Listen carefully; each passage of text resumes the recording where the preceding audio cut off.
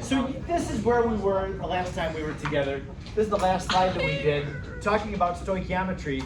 Stoichiometry is the practice of taking an amount of anything in a reaction. It could be the reactant or the product. As long as you know anything and you have a balanced equation, that's important, that's essential to have a balanced equation.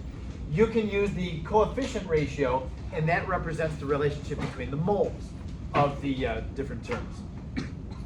So yeah, we saw how we have a stoichiometry problem in there. We didn't have any stoichiometry in the reading assignment. It was just finding empirical formula, percent composition, that kind of thing. But stoichiometry really is the core of the chapter. So we're going to now go on and do more difficult stoichiometry where you really have to stretch. This is very basic. This is everybody should be expected. This is like a first year chemistry kind of problem where we're just introducing stoichiometry, and then it can get hard.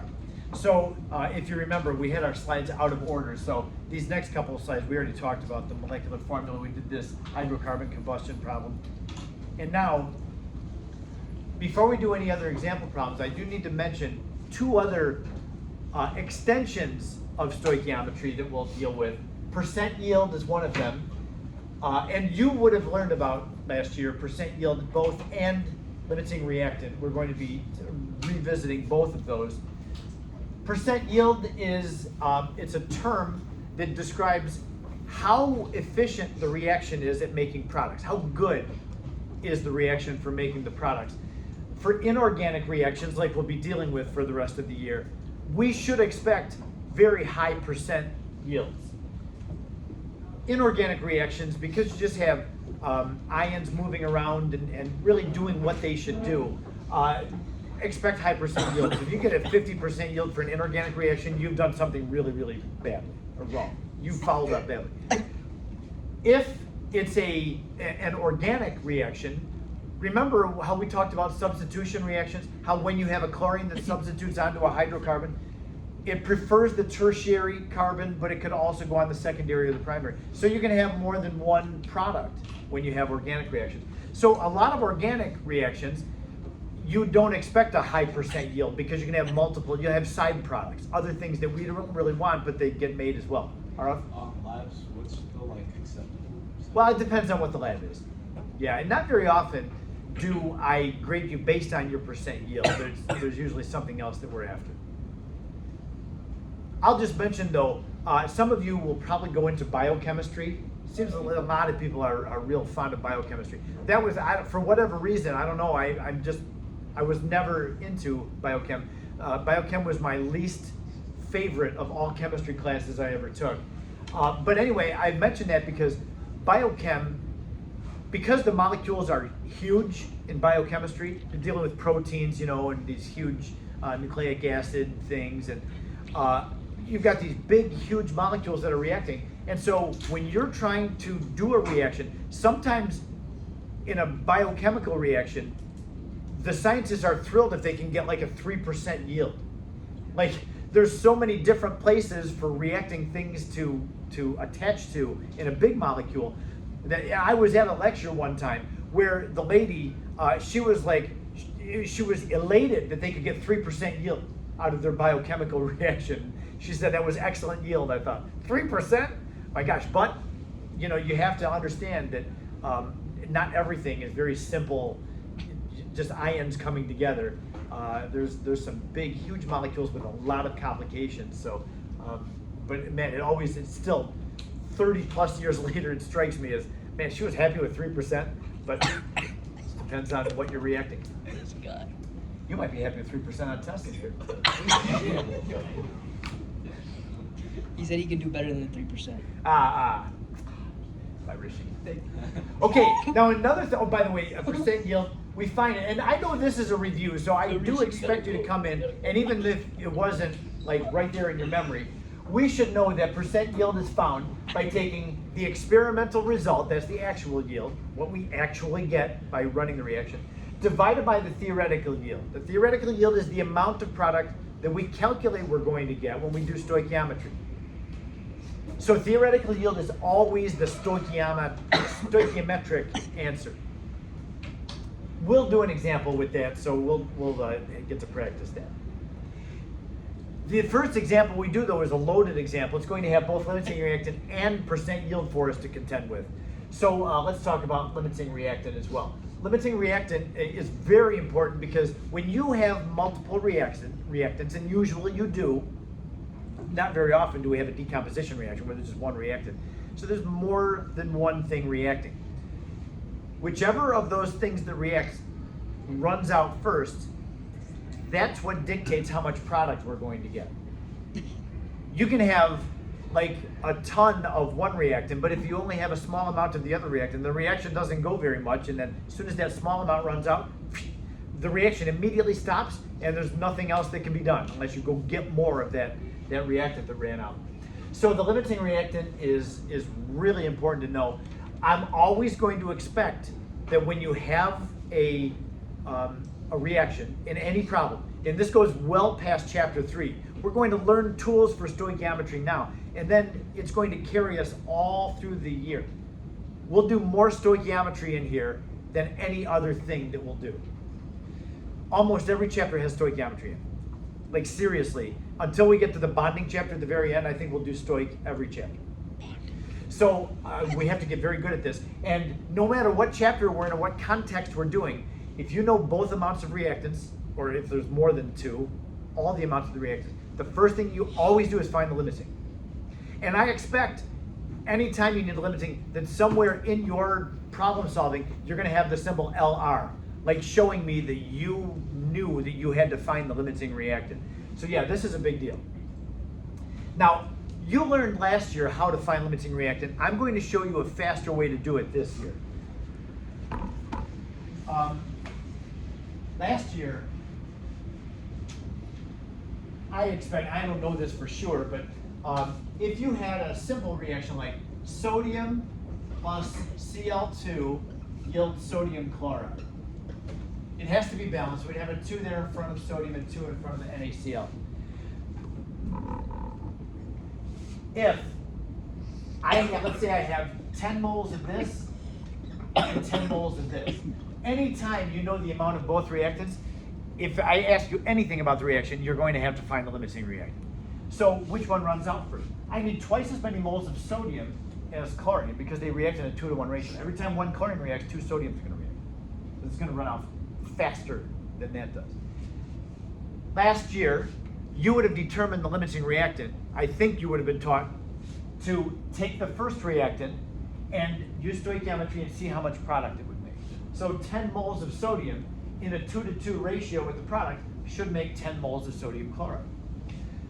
10 moles of chlorine in a 1-to-2 ratio should make 20 moles of sodium chloride. Since the sodium makes less sodium chloride, that's the limiting reactant. Do you remember learning that? Something like that? That's the way I teach in Chem 1 how to find limiting reactant. But in here, we can do it a little bit faster. I show it that way because it's very straightforward and there's no other explanation needed for it. A faster way to do it, though, is what you have in the notes, in which to find the limiting reactant very quickly, we do want to work expeditiously when we're on a test or quiz, so it's nice to have quick ways to do things. What you want to do is take all your reactants and get them into moles. They already are here, so we're taken care of. And then the second thing is divide each number of moles by that substance's coefficient. So I take 10 moles of sodium and divide by 2. Take 10 moles of chlorine, divide by 1. Whichever of those two gives you a smaller number, that's the limiting reactant. And that's it. You found it now. What's that? You didn't teach me that last time. I passed. So yeah, take the moles, divide by the coefficient for all the reactants that you have. You have to be in moles, but other than that, that's very, very fast and simple.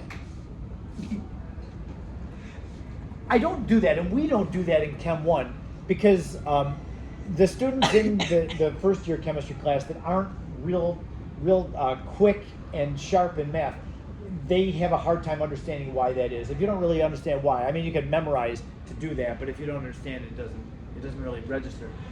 But we can definitely do it the long way. Go from the amount of that, see how much product you make. Go from the amount of that, the smaller one, it's easier to teach.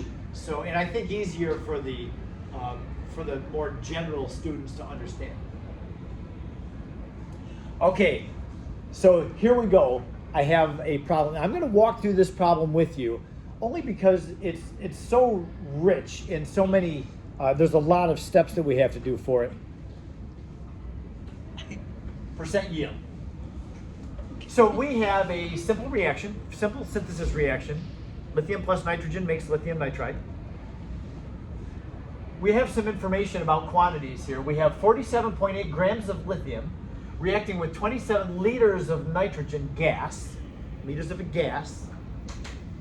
And it is found that 58.9 grams of lithium nitride, the product, are produced. The question is there even a question to ask? I've already told you how much product is made, so do we need to do any stoichiometry? Well, yes, because the problem is, what was the percent yield?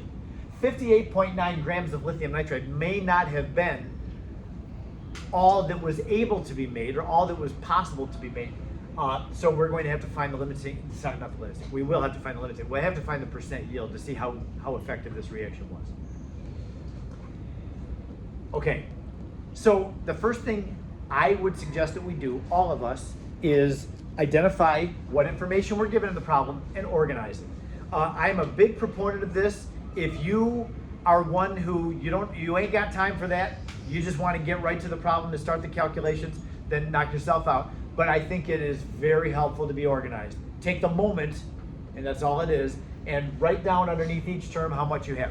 So we have 47.8 grams of this. We have 27 liters of that, liters, not grams. And the problem says that we made 58.9 grams of lithium nitrate. I'm not going to write the 58.9 grams of lithium nitrate up there because that is not a part of the stoichiometry.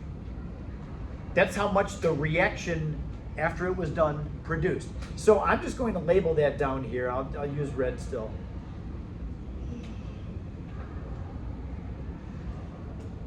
That's telling us what the actual yield is. That's going to be part of the percent yield calculation at the very end. And we won't use it until then.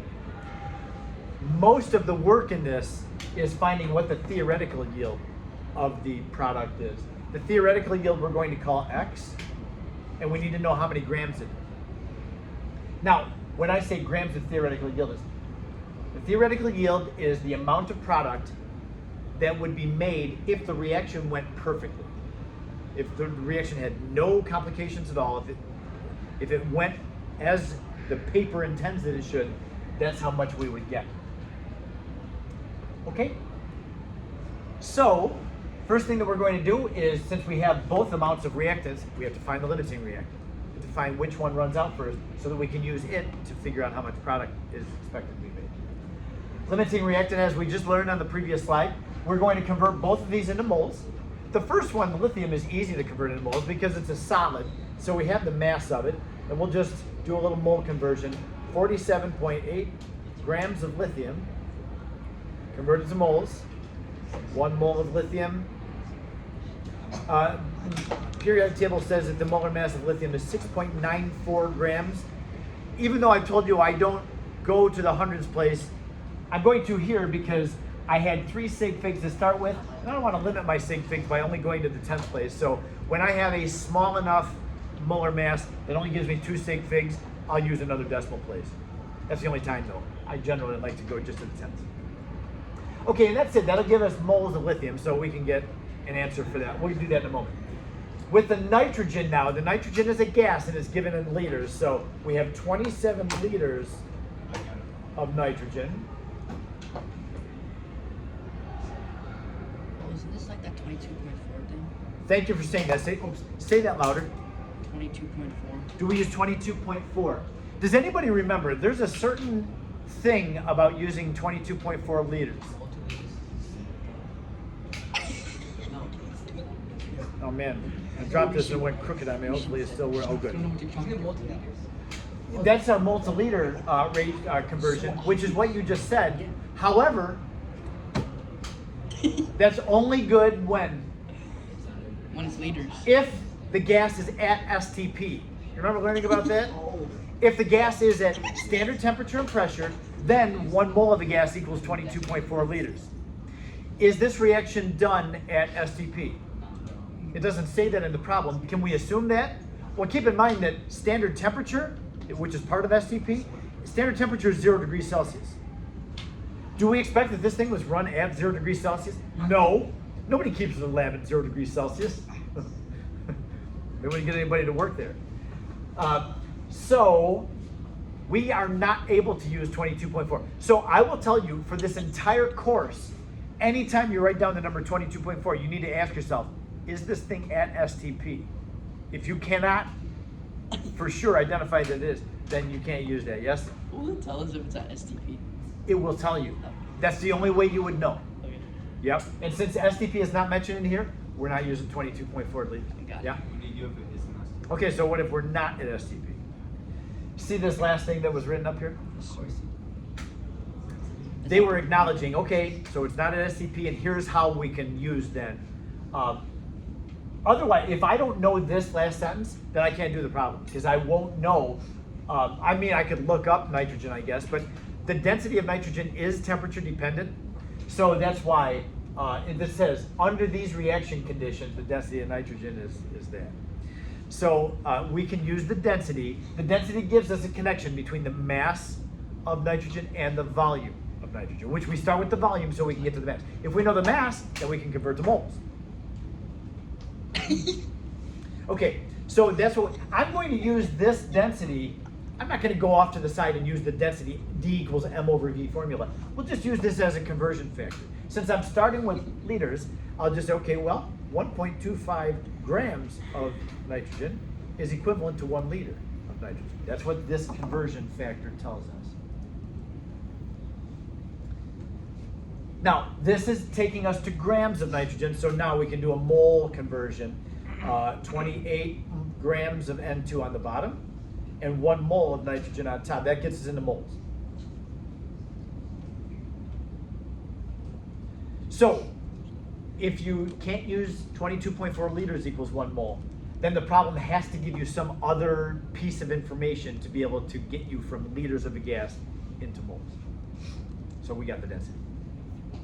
Okay, what are the two answers on that? Rishi, you got the calculator right there. What is 47.8 divided by 6.94? 6.89, thank you. Moles of lithium. And what about this calculation? 27 times 1.25 divided by 28. 1.21, perfect. Do you not have to divide the lithium by 6? Okay, now, we're going to, but this just gets us into how many liters, not how many liters, my gosh. I just looked at that L and I said liter. How many moles of that do I have and how many moles of that do I have? So convert both of them to moles, then divide by the coefficient, okay? So I just did that intermediate, how many moles of each do we have? Then I'm gonna change colors now, and I'm gonna say, okay, for this, I'm gonna divide that by 6, and this, I'm not gonna write divided by 1. We'll just say, this divided by 6 equals what? 6.89 divided by 6? Come on, you gotta be on top of this. 1.15, thank you. All right, now this allows us to figure out the limiting reactant. The moles of lithium divided by its coefficient gives us 1.15. The moles of nitrogen divided by its coefficient gives us 1.21. They're almost the same, so we almost don't have a limiting reactant. If they're the same, then they both run out at the same time. However, the lithium is the smaller number, so it's lithium that's limiting. So I come up here to my chemical equation, and I give a big LR over the lithium. I love it when students do that on their tests and quizzes. When I can see that you have thought about the limiting reactant and you're using it to determine how much of the product you get, man, I'm so happy as your teacher. I love that. I see some LRs on in your papers. Why did you do like 6.89 divided by 6? Because remember, on the previous slide, I said, okay, to find which one is the limiting reactant, get all your reactants into moles, which that was the conversion that we did, and then divide each reactant by its coefficient. So the coefficient in front of the lithium was a 6, that's where I got that from. Okay, yeah. So the moles divided by the coefficient gives, that's what we compare. The 1.15, 1.21 divided by the 1 just was still 1.21. All right. All right, so we know that lithium is the limiting reactant. We'll use it to determine how much of the product we would get if the reaction went perfectly. So that's our stoichiometry step. I already have moles of it. I don't have to go back to the mass of lithium. I know how many moles I have, so I'll just start with that. 6.89 moles of Li. Now we're in moles already, so you can just go right to the coefficient ratio. It's 2 moles of Li3N over 6 moles of Li.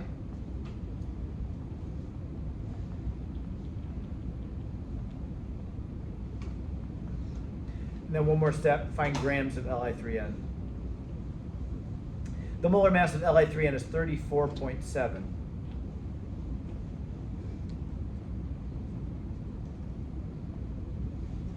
And what do we get for that one? 6.89 times 2 divided by 6 times 34.7. 70 something. 79.7 sounds good. 79.7 grams Li3N. Now, I'm going to make this very clear. You don't have to do this when you're like showing your work on the test, but because I'm trying to make this very clear, if you had to go back and refer to this, this number is the theoretical yield. That's what we have been doing. We've been trying to solve for what the theoretical yield of this reaction is going to be. If this, with these amounts, if I combine 47.8 grams of lithium and 27 liters of nitrogen, I expect to get 79.7 grams. Did we get 79.7 grams? Nope, we only got 58.9 grams. So it wasn't perfect. And because it wasn't perfect, then we'll determine its percent yield. See how we do that and what we're doing? Yes. Okay, so last calculation on this, percent yield equals the actual yield, 58.9 grams, divided by 79.7 grams. Then times 100. And again, just to be very clear about this, in case you look back at this and wonder, well, how did you get that? Just labeling that numerator is the actual yield from the problem. That denominator is the theoretical yield that we determined given the amounts of reactants that we started.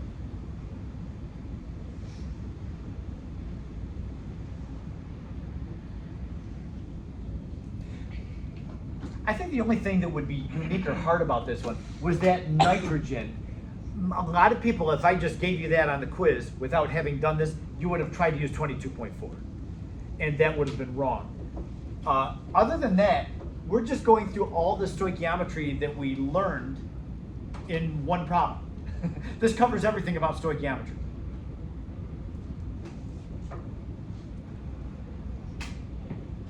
Oh, the final answer. We didn't even get a final answer for this. Do you have it? 73.9? Okay, so it equals 73.9%. That's our answer.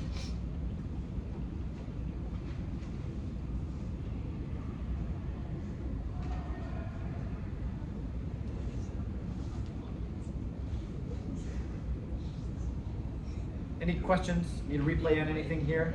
No, sir. Oh, I have a nasty question for you next. Okay, let's move on. Go to the next slide. This will be our last example problem for this chapter. I'm going to give you a few minutes. Please, last hour they were in bad shape. They were just almost non-responsive. I kind of did an informal poll when I was just getting after the class. What's the matter with you today? You're just so quiet, and did you not get enough sleep? And then we started going around the room. Girl over here got 1 hour of sleep.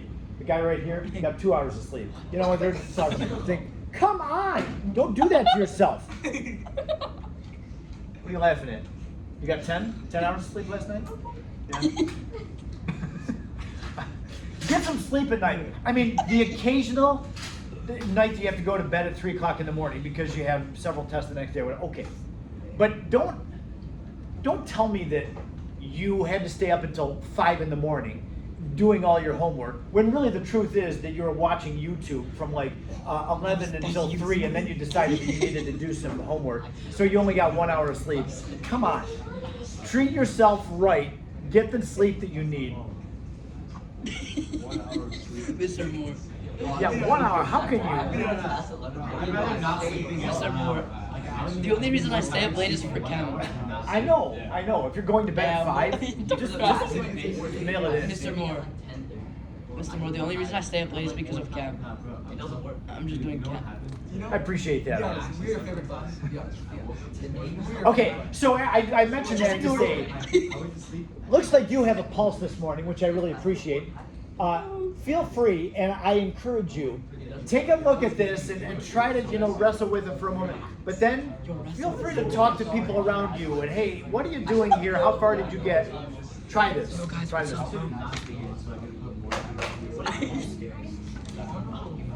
Oh, I forgot.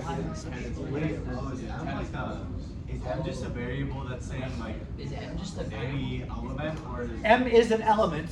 But it's a symbol for one of the elements on a periodic table. We don't know which one it is. M is our unknown element. Oh my God. So you have to identify what element M represents.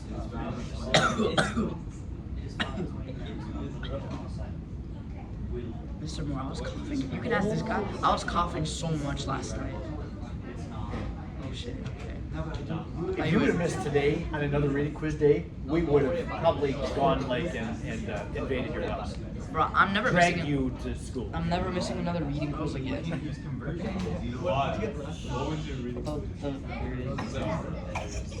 Yo, what's good, bro? I got a 4 on this one. That's all that matters. Guess what you got in a second? Yo, shut up.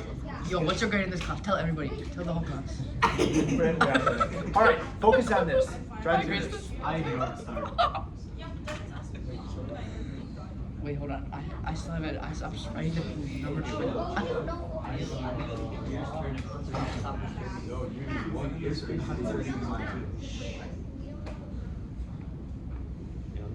One more. Wait, what's M? If it looks like it's a stoichiometry problem, then try to do it as a stoichiometry problem.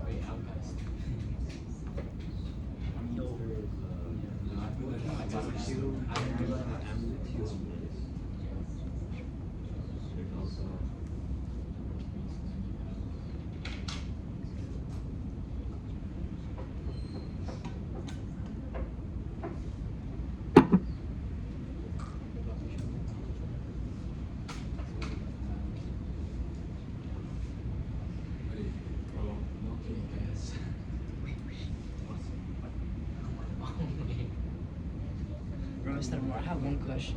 When you send out messages, why do you say Chem Daddy at the end? Dude, what kind of question is It's not a valid question. Yeah, I've been calling myself Kim Denny, signing my emails like that for decades. Emails? that? Wait, like actual professional people? In fact, when people ask me to write a chemdaddy@gmail.com. letter of recommendation for college, on the Common App, and you maybe have never heard of the Common App, but it's an application system where you just send in one application and it goes out to all these colleges. Well, on my profile, on the Common App, my title is Chem Daddy. Instead of writing like teacher or whatever, that's what I put. So when you said nobody's emails- ever called me you on said it. emails to the principal, you say Chem Daddy. All just Uh, people are faking the record. I don't write that to the principal. Alright, good. No. I'll be concerned. So like, what? Only because, I Wait, Mr. Moore, is your home email chemdaddy@gmail.com? No, but let's see. I have like my iPhone is Chem Daddy. So like when I get in the car, it says connected to Chem Daddy. Chem Daddy's good. Chem Daddy's good. Welcome home, Chem Daddy.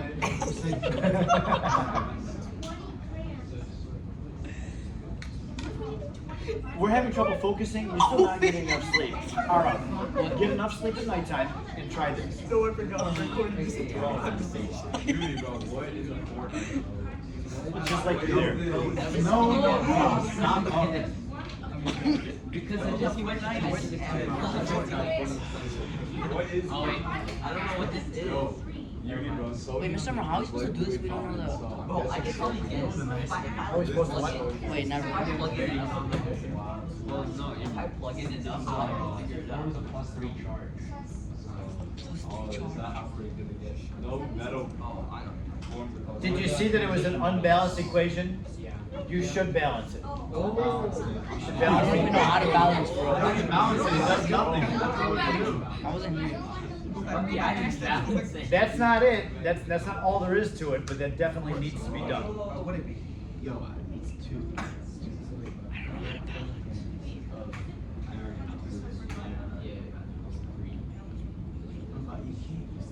You can't use stoic because you can't. That's what I'm saying, bro. I actually don't understand.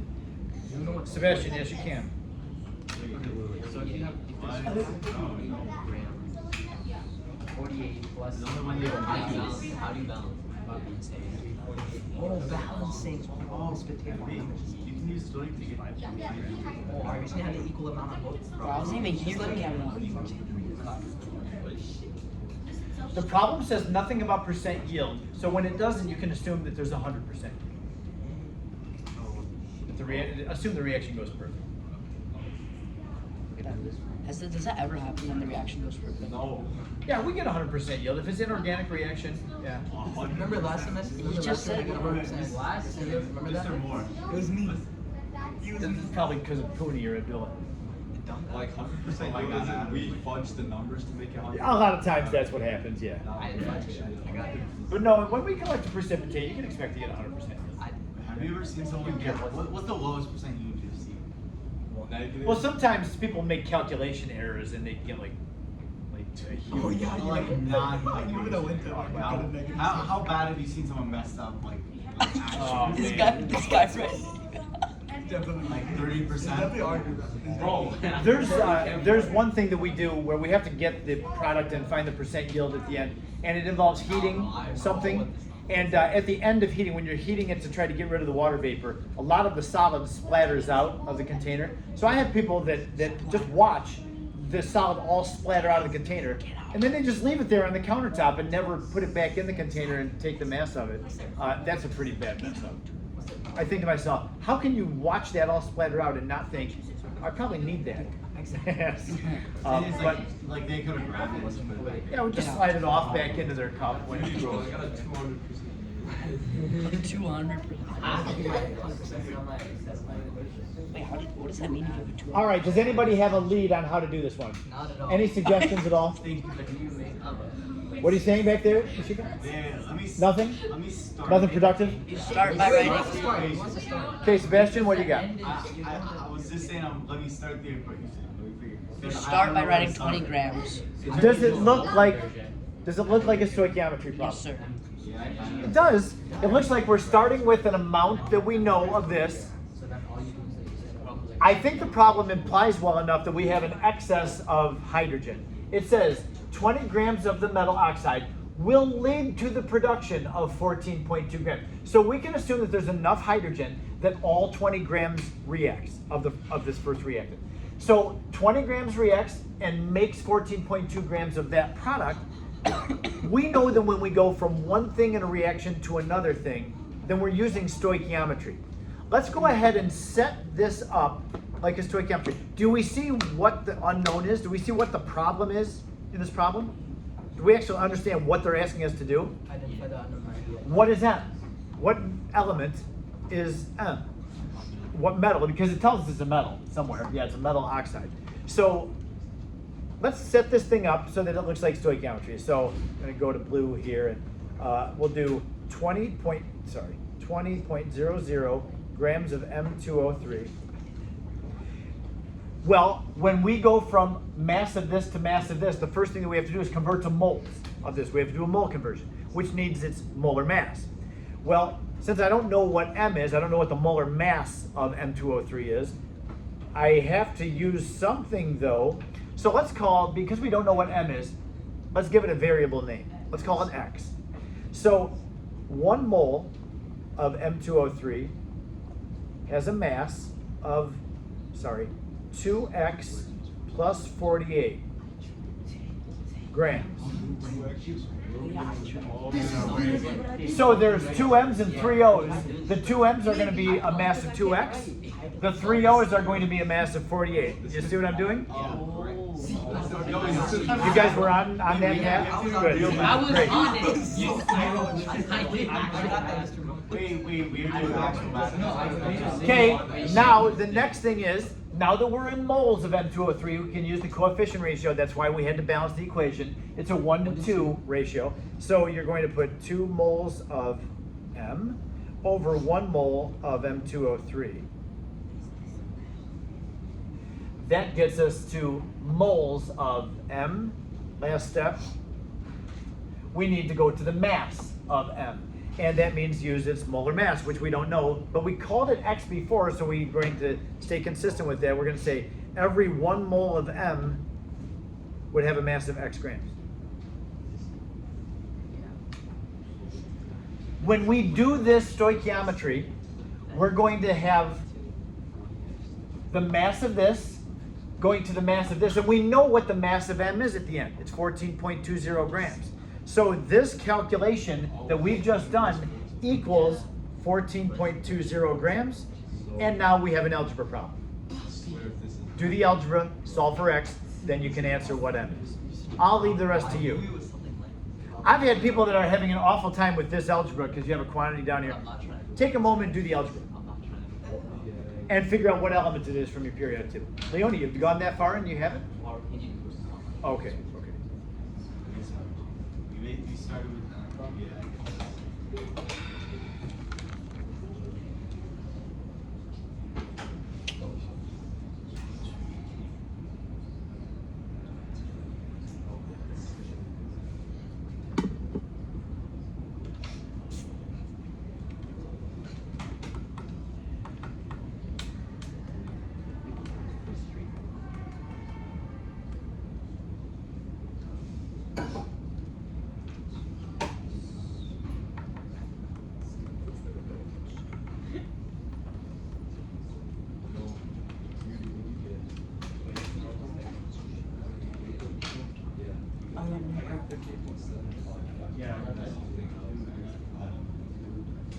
It's not going to be like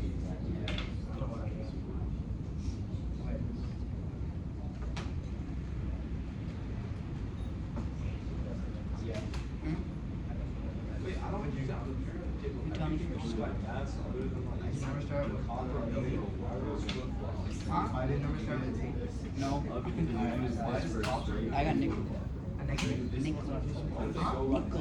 Oh, you already did all? Oh yeah, cobalt. Use that first, then you simplify it more. yeah. Every other element goes by. Yes, wait, that's right. It's closer. What do you get as cobalt? I haven't finished it yet. I'm multi 15. I haven't finished all. Wait. It's 58%. A little mathematical. For the first time you shut up. See, get out. I didn't make it. No, he's pissed. Because Just get out. Who's done this? What is this final? What did you get when you took 48 times 14.2? Give me nickel, bro. 681. Oh, it's 682. Something. Okay. I'm using 3 sig figs for that, so 682 sounds good. Okay, so yeah, we have taken this quantity and multiplied it out of the denominator. That means we have to use the distributive property. 14.2 times that plus 14.2 times that. That's what we get over here. Solve for X. And so we get X equals 58.8 grams per mole. What element is that? Nickel. You could also say another element and I would mark it right. Yeah, because nickel is just as close to 58.8 as cobalt is, I think. Nickel's a little close. Cobalt's 58.9, nickel is 58.7.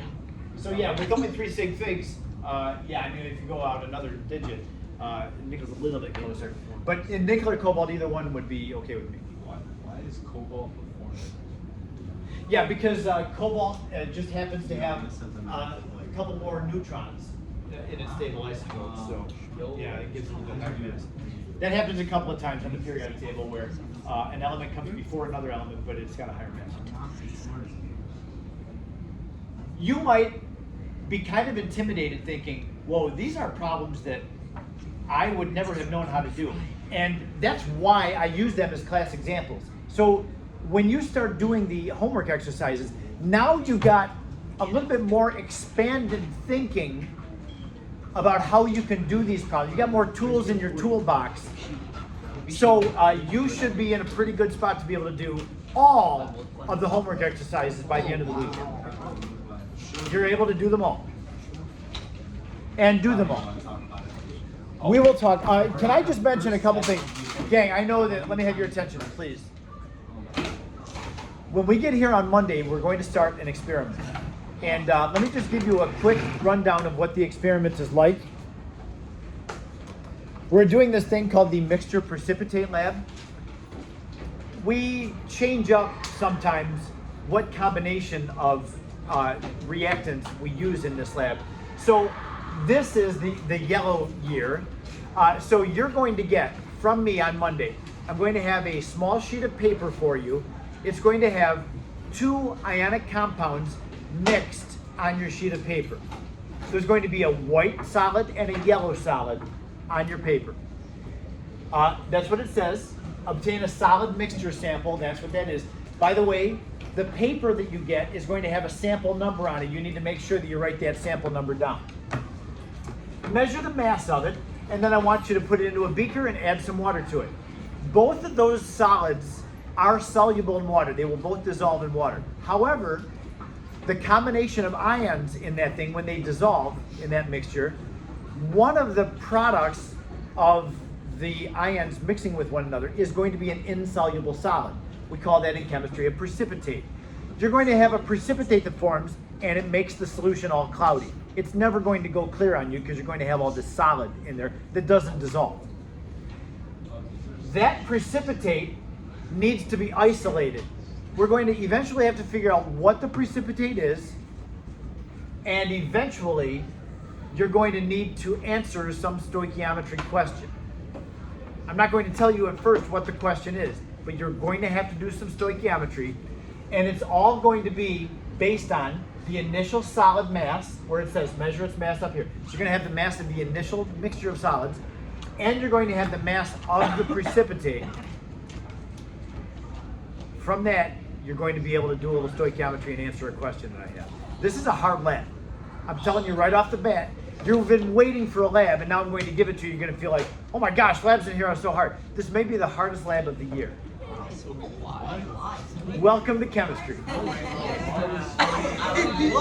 We'll talk more on Monday.